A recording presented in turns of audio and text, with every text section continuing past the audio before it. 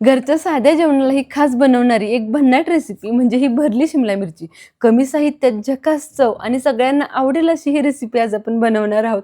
Recipe अतिशय साधी सोपी आहे, परंतु चव अशी की सगळे बोटं चाटत राहतील. चला या सुपर टेस्टी रेसिपीला लगेच सुरुवात करूयात. यासाठी लागणारं साहित्य आणि कृती बघूयात. सगळ्यात आधी इथे छान मी फ्रेश ताज्या शिमला मिरची घेतल्यात, त्या स्वच्छ पाण्याने धुवून घ्यायच्या आणि आता या कट करायला घेऊयात. ज्या पद्धतीने आपण भरलं वांग बनवण्यासाठी वांग कट करतो 4 भागांमध्ये आणि त्यानंतर मध्ये मसाला स्टफ करतो, अगदी त्याचप्रमाणे शिमला मिरची आपल्याला अशा पद्धतीने कट करून घ्यायची. आतले बिया वगैरे काही काढायची गरज नाही, कारण बिया काढून टाकल्या की बियांमधलं न्यूट्रिशन हे निघून जाणार आहे. त्यामुळे बिया तशाच ठेवायच्या आणि फक्त दोन्ही बाजूने मधून छान असे कट देऊन घ्यायचे. चला याच पद्धतीने सगळी शिमला मिरची मी छानपैकी कट करून घेते. आता ही रेसिपी बनवताना आवर्जून छोट्या आकाराची शिमला मिरची वापरा, कारण जेवढी तुमची शिमला मिरची छोटी असेल तेवढी ते तुम्हाला व्यवस्थित सर्व करता येईल आणि खायलाही टेस्टी लागते. चला मिरच्या छानपैकी मी इथे चिरून घेतल्यात. आता घेऊयात यासाठी छानसा मसाला बनवायला. सगळ्यात आधी इथे मी खोबरं छान खमंग असं भाजून घेते. खूप जास्त डार्क ब्राऊन करायचं नाही, हलकंसं खोबरं भाजून घेतलं की त्यानंतर आपल्याला भाजायची ती हिरवी मिरची. हा आपण सगळा मसाला छान हिरव्या वाटणामध्ये बनवणार आहोत, त्यामुळे शिमला मिरचीची टेस्ट अतिशय भन्नाट अशी येते. आपण नेहमी काळ्या तिखटामध्ये शिमला मिरची बनवतो किंवा मूगडाळ घालून शिमला मिरचीच्या छोट्या छोट्या फोडी करून बनवतो, परंतु हिरव्या वाटणातली अशा पद्धतीची शिमला मिरची जर तुम्ही खाल ना, तर सगळ्या शिमला मिरचीचे प्रकार तुम्ही विसरून जाल, एवढी भन्नाट अशी होते. चला हिरवी मिरची भाजली आहे, खोबरं सुद्धा भाजून झाले. आता घेऊयात आपलं छानसं वाटण बनवायला. यासाठी आलं, लसूण, कोथिंबीर, ही भाजलेली हिरवी मिरची आणि त्याचबरोबर सुकं खोबरं, या सगळ्या गोष्टी आपल्याला सुरुवातीला पाणी न घालता छानपैकी मिक्सरला वाटून घ्यायच्यात आणि त्यानंतर पाणी घालून छान अशी बारीक अशी प्युरी तयार करायची आहे. ह्या वाटणामुळे आपल्या भाजीला छान अशी टेस्ट येणार आहे. त्यामुळे हे वाटण खूप जास्त महत्त्वाचं आहे. यातली एकही गोष्ट स्किप करू नका. या सगळ्या गोष्टी आहे अशा घाला. हिरवी मिरची आवर्जून भाजून घाला, कारण हिरवी मिरची भाजल्यामुळे ती बाधत नाही खाल्ल्यानंतर आणि त्यामुळे टेस्टही खूप छान येते. त्यामुळे कच्ची हिरवी मिरची वापरण्याऐवजी भाजून घ्या. चला सगळ्या गोष्टी पाणी न घालता सुरुवातीला छान वाटून घेतल्यात. आता थोडंसं पाणी घालायचं आणि छान अशी याची प्युरी तयार करून घ्यायची.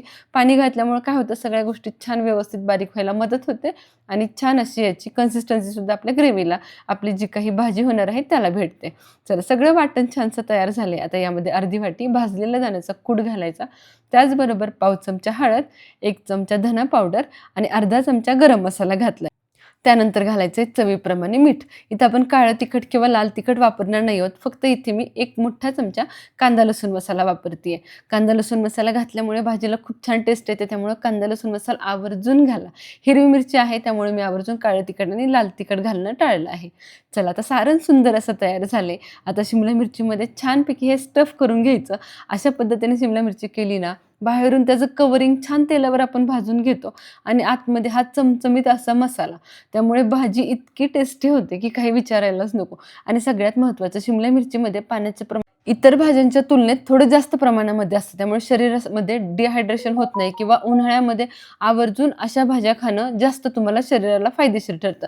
यात व्हिटॅमिन सी आहे, जे उन्हाळ्यात रोगप्रतिकारक शक्ती वाढवतं आणि शरीर मजबूत ठेवायला मदत करतं. अँटीऑक्सिडंट असल्यामुळे शरीराला ताजेतवाने वाटते आणि त्वचेचे संरक्षण होण्यासही मदत होते. त्यामुळे शिमला मिरची अतिशय बहुगुणी अशी आहे. आठवड्यातून किमान एकदा तरी ही आपल्या आहारामध्ये समाविष्ट असलीच पाहिजे. चला शिमला मिरचीमध्ये मसाला छान असा भरून झालाय.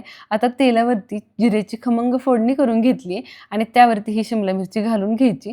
तेलावरती शिमला मिरची किमान 3 ते 4 मिनिटं तरी छान परतवून घ्यायची.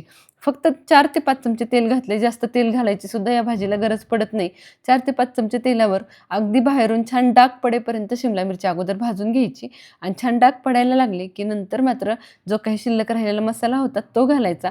तो तेलावरती परतवून घ्यायचा. छान अशी मिरची ह्यामध्ये मिक्स करायची. वरून थोडंसं मीठ घालायचं, कारण सारण आपण आतमध्ये छान स्टफ केले. वरून बाहेरच्या कवरिंगलाही थोडंसं मीठ असावं म्हणून मी वरून थोडंसं मीठ घातले. मीठ घातल्यानंतर शिमला मिरची परत एकदा परतवून घ्यायची. अगदी मीडियम टू लो फ्लेमवरती शिमला मिरची छान परतवून घ्या. जेवढी तुम्ही मिरची छान परतवून घ्याल तेवढी चव छान येणार आहे. आता सगळ्या शेवटी यामध्ये थोडंसं पाणी घालायचं आणि मिरची आपण शिजायला ठेवणार आहोत. परतत असताना 20-30% मिरची इथे शिजली जातेच, परंतु पूर्ण मिरची शिजली जात नाही, त्यासाठी थोडंसं पाणी घालणं गरजेचं आहे. आता ही शिमला मिरची अगदी आपण सुक्की करतोय, त्यामुळे पाणी अगदी थोडंसं घातलंय.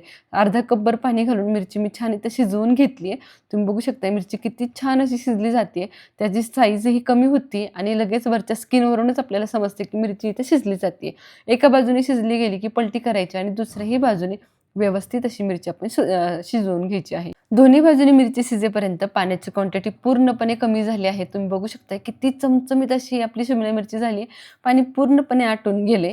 मिरची एकदा शिजली का तीही तुम्हाला दाखवते. शिमला मिरची शिजली का नाही हे बघण्यासाठी देठ हलकासा तोडून बघा. देठ सहजपणे तुटतो, याचा अर्थ मिरची आपली परफेक्ट अशी शिजली. अतिशय भन्नाट टेस्टी आणि चमचमीत अशी शिमला मिरची आपली इथे तयार झाली आहे. तुम्ही ही शिमला मिरची टिफिनला देऊ शकता. लंच, डिनर कोणत्याही वेळेस आरामात बनवू शकता. चपाती, भाकरी, भात कशाही सोबत अतिशय भन्नाट अशी लागते. सारण तर काही विचारायलाच नको, इतकं भन्नाट असं याचं सारण होतं. या व्हिडिओतल्या सांगितलेल्या सगळ्या टिप्स वापरून तुम्ही सुद्धा ही शिमला मिरची नक्की ट्राय करून बघा. हिरव्या वाटणातली केलेली ही स्पेशल शिमला मिरची तुम्हाला कशी वाटली हे कमेंटमध्ये सांगायला विसरू नका. रेसिपी आवडली असेल तर लगेच व्हिडिओला एक लाईक करा. बनवायचं असेल तर सेव्ह करा. कोणाकडून बनवून घ्यायचं असेल तर शेअर करा. आणि अशा झणझणीत चमचमीत रेसिपींसाठी आपल्या शुभज्योत रेसिपी चॅनलला सबस्क्राईब करा. भेटूया पुन्हा एकदा अशाच टेस्टी रेसिपीसोबत. धन्यवाद.